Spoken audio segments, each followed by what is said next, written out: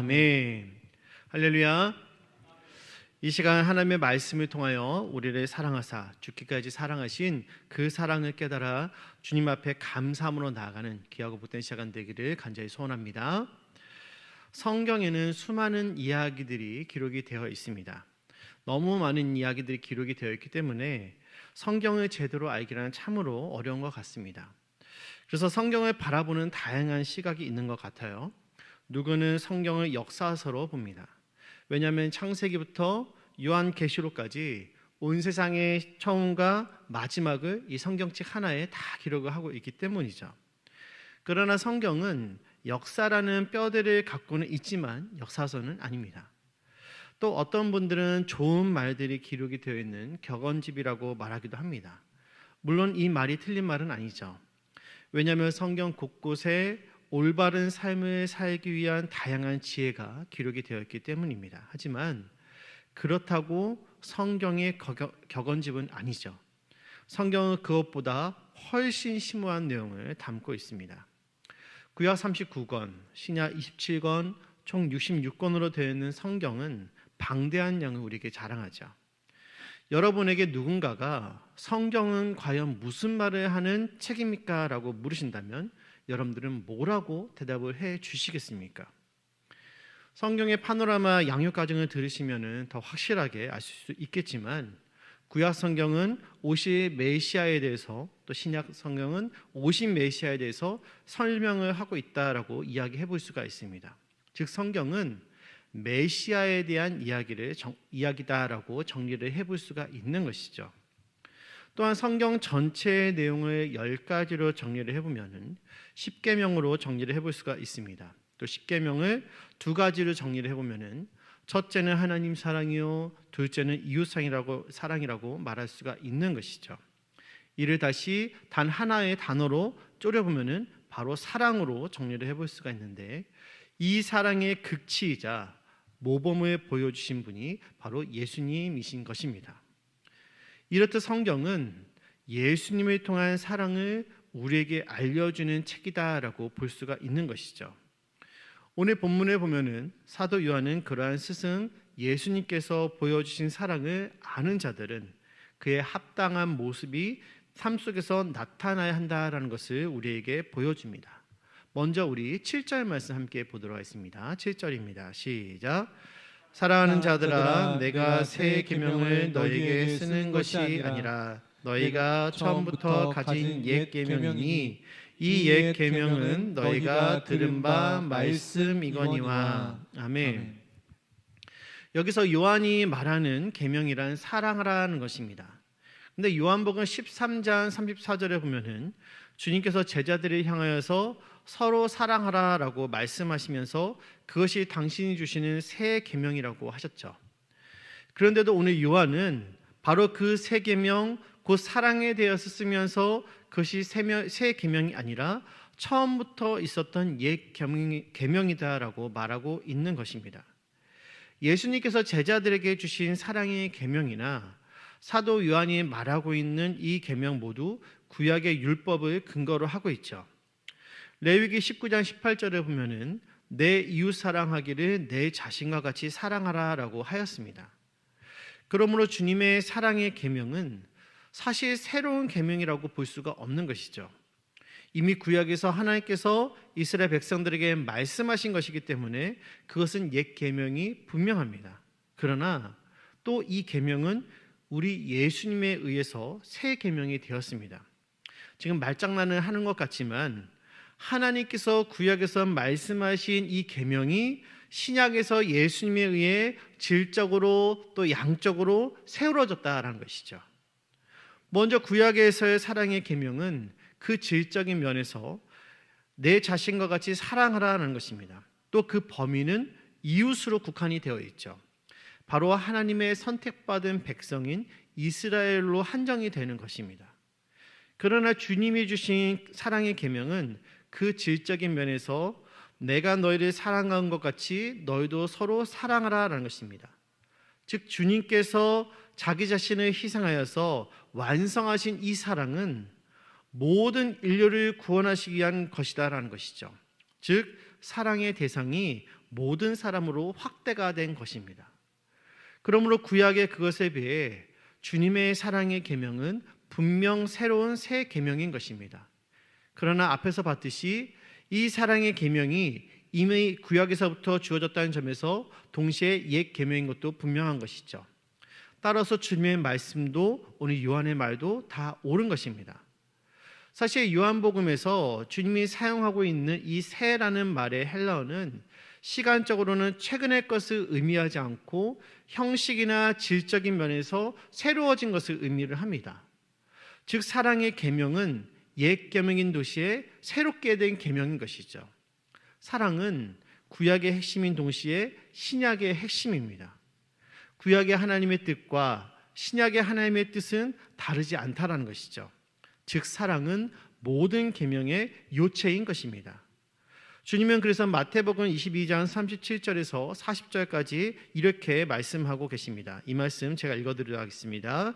예수께서 이르시되 내 마음을 다하고 목숨을 다하고 뜻을 다하여 주 너의 하나님을 사랑하라 하셨으니 이것이 크고 첫째 되는 계명이요 둘째도 그와 같으니 내 이웃을 내 자신과 같이 사랑하라 하셨으니 이 두 계명이 온 율법과 선지자의 강령이니라. 아멘. 그러므로 우리가 지켜야 할 최고의 계명이 무엇입니까? 사랑의 계명인 줄을 믿으시기를 바랍니다. 우리가 최선을 다해 지켜야 될 계명이 무엇입니까? 사랑의 계명인 것입니다. 우리가 최우선으로 지켜야 할 계명이 무엇입니까? 이건 역시 사랑의 계명이다라는 사실인 것입니다. 사랑하는 성도 여러분, 이 사실에 명심하여서 사랑하는 우리 모두 되기를 간절히 원합니다. 하나님은 하나님을 사랑하고 또 이웃과 모든 사람을 사랑하는 우리 모두를 기억하시면서 우리 모두가 그렇게 되기를 간절히 원하고 계십니다. 간절히 바라옵기는 우리가 정말로 먼저는 하나님을 먼저 사랑하고 또 이웃을 사랑할 수 있는 우리 모두 되기를 간절히 소원합니다. 이제 우리 9절 말씀 함께 보도록 하겠습니다. 본문 9절입니다. 시작. 빛 가운데 있다면서 그 형제를 미워하는 자는 길 끝까지 어둠에 있는 자요. 아멘. 여기서 빛 가운데 있다라는 것은 중생한 것, 즉 구원받은 것을 의미하며 어두운 가운데 있다는 것은 죄 가운데 있다라는 것, 구원받지 못한 것을 의미를 합니다. 즉 스스로 구원받았다고 하면서 여전히 형제를 미워한다면 그것은 진정으로 구원받은 것이 아니며 여전히 죄 가운데 있다라는 말인 것이죠. 그런데 여기서 형제를 미워하는 것은 순간적으로나 또 일시적으로 미워하는 감정을 의미하지 않습니다. 이는 지속적으로 미워하는 것을 의미하죠. 성도라 할지라도 감정이 상하여서 일시적으로 형제를 미워할 수도 있습니다. 그렇다고 구원받지 않은 것은 아닙니다. 성도는 비록 구원받았다 할지라도 완전한 성화에 이른 것이 아니기 때문에 일시적으로는 형제라도 미워할 수가 있는 것이죠. 그러나 구원받은 사람은 형제를 지속적으로 미워할 수가 없는 것입니다. 형제를 미워하면 자신이 괴로워서 회개하지 않을 수가 없는 것이죠. 구원받지 못한 사람은 다른 사람을 미워하는 것을 다반사로 하는 것이지만 구원받은 성도는 형제에게 상처를 주진 않을까 고심하고 또 기도하게 되는 것입니다. 왜 그렇습니까? 그것은 구원받은 성도 안에는 바로 거룩한 영, 사랑의 영, 죄인들을 위하여 자기 목숨을 버리신 우리 주님의 영, 바로 성령이 내주하시기 때문인 것입니다. 우리 안에 내주하시는 그 성령은 우리가 형제를 미워하면 우리의 심령을 자극하고 또 감화시켜 괴롭게 하고 결국 회개에 이르도록 한다라는 것이죠. 아울러 형제를 이전보다 그로 인해서 더 뜨겁게 사랑하도록 이끌게 된다는 사실입니다. 사랑하는 성도 여러분, 요한일서의 전체 주제가 무엇입니까?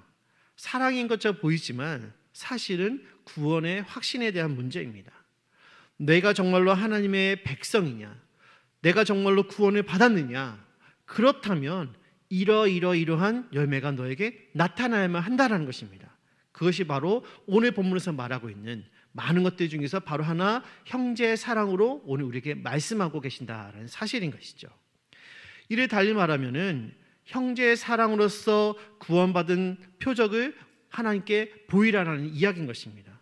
형제를 사랑하고 있다면 구원의 확신을 가지라는 이야기인 것이죠. 그렇다면 여러분들은 구원받은 증거를 가지고 계십니까? 형제를 여러분들은 사랑하고 계십니까? 일시적으로 형제를 미워할 수는 있겠지만 그것으로 인해서 여러분들 괴로워하고 그것으로 인해서 회개하며 이제는 다시 그렇지 않겠다, 더욱 그 형제를 사랑하겠다고 결단하고 계시느냐고 묻고 있는 것입니다.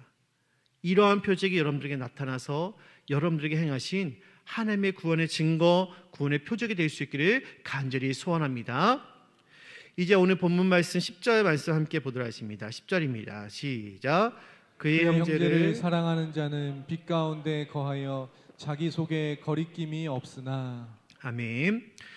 요한복음과 요한서신의 저자인 사도 요한은 예수님께서 금을 깁는 중에 부르신 제자입니다. 야고보와 형제인 그는 예수님의 사랑을 많이 받은 인물로 나타나죠. 그는 자기 자신을 소개할 때 예수님이 사랑하시는 자라고 표현을 하였고, 변화산 같은 극적인 사건이 있는 곳에는 반드시 예수님께서 그를 대동시키셨습니다. 그래서 이제 요한복음과 요한서신서를 보면은 사랑을 주제로 한 그런 내용들이 많이 나타나고 있는 것이 사실이죠. 하지만 그는 본래 자신과 함께하지 않는 어떤 사람이 주의 이름으로 귀신을 내쫓는 것을 금하였을 정도로 성격이 매우 급하고 화를 잘 내는 그런 사람이었습니다. 또 사마리아 사람들이 예수님을 받아들이지 않자 불을 명하여서 다 멸해버리자라고 말하기도 했던 인물이죠. 그래서 주님께서는 그에게 우레의 아들이라는 별명을 붙여주시기도 했던 것입니다. 진정 요한은 마음에 불이 있는 그런 사람이었습니다. 하지만 요한이 쓴 성경을 보면은 도저히 그가 그런 사람이었다라고 믿어지지가 않죠. 그가 쓴 글들에는 사랑, 또 빛, 영생, 거듭남에 등에 대한 주제들이 열거가 되어 있습니다. 이는 우리에게 무엇을 말해주고 있는 것입니까? 그가 놀랍게 변했음을 우리에게 증거하고 있는 것입니다. 어떻게 그가 이렇게 변할 수가 있었던 것일까요? 무엇이 그를 이렇게 변화시킨 것입니까? 바로 예수님의 그 뜨거운 십자가 사건이 그를 변화시킨 줄을 믿으시기를 바랍니다. 예수님께서 아무 조건 없이 인류를 위해 돌아가심을 본 요한은 무한하신 하나님의 사랑과 예수님의 은혜를 깊이 생각하지 않을 수가 없었습니다. 예수님께서 돌아가신 그 이유가 뭘까? 그것을 생각하던 중 내리게 된 결론은 하나님의 그 무한하신 사랑 때문이라는 것이죠. 따라서 빛이신 하나님 앞에서 거리낌이 없기 위해서는 예수님과 같이 형제를 사랑해야 한다라고 우리에게 오늘 명령을 하고 있는 것입니다. 사랑하는 성도 여러분, 인간의 사랑에는 한계가 있습니다. 아무리 내 모든 것을 다 준다고 할지라도 그 사랑은 예수님께서 우리에게 주신 그 사랑과는 결코 비할 바가 될 수가 없는 것이죠. 더 나아가 예수님의 사랑은 원수까지도 품으시고 용서하신 사랑이 아닙니까? 그러므로 우리 모두 예수님의 사랑을 항상 감사하며 형제를 사랑하며 살아갈 수 있기를 간절히 원합니다. 사도 바울이 고백하고 있는 것처럼 우리가 아직 죄인 되었을 때 그리스도께서 우리를 위하여 죽으심으로 하나님께서 우리에 대한 자기의 사랑을 확증하셨던 것처럼 우리도 예수님을 닮아 형제를 사랑한다면 이를 통해 하나님 되심을 온 세상에 증거하게 될 줄 믿습니다. 저와 여러분 모두가 이 귀한 사역에 온전히 쓰임받을 수 있기를 간절히 소원합니다. 이제 말씀을 정리하도록 하겠습니다. 하나님께서는 사랑의 메시지를 몸소 우리에게 보이심으로 우리로 주님과 형제를 사랑하도록 하셨습니다. 이것은 인간이 짓는 가장 큰 죄인 하나님에 대한 거부와 또 형제에 대한 미움에 빠지지 않기를 간절히 원하는 주님의 애달픈 심정에서 기인된 것이죠. 오늘 설교의 제목처럼 사도 요한은 우리에게 형제를 사랑하라라고 오늘 우리에게 말하고 있습니다. 그러므로 이제 우리에게는 결단이 필요합니다. 사랑하고자 하는 그 갈망이 불일 듯 일어나야만 한다라는 것이죠. 더군다나 하나님께서는 그의 강한 능력으로 온전한 사랑을 이루려 몸소리치는 우리를 도우실 줄 믿습니다. 그리스도의 죽음과 부활로 말미암아 하나님께서는 사단을 이기셨고 우리를 지배하는 사단의 능력을 파하셨습니다. 우리의 연약함을 위해 언제나 중보하고 계신 것이죠. 그러므로 사랑하는 성도 여러분, 하나님께서 여러분들에게 주신 능력을 힘입어서 사단을 이기시고 죄를 짓지 않도록 애쓰시기 바랍니다. 우리는 연약하지만 우리 안에 계시는 하나님은 강하신 줄 믿습니다. 이 사실을 믿으며 주님의 그 사랑을 삶 속에서 실천하는 복된 저와 여러분들 될 수 있기를 간절히 기도드립니다. 함께 찬양하며 우리 함께 기도의 자리로 나아가겠습니다. 찬송가 220자 함께 찬양하겠습니다.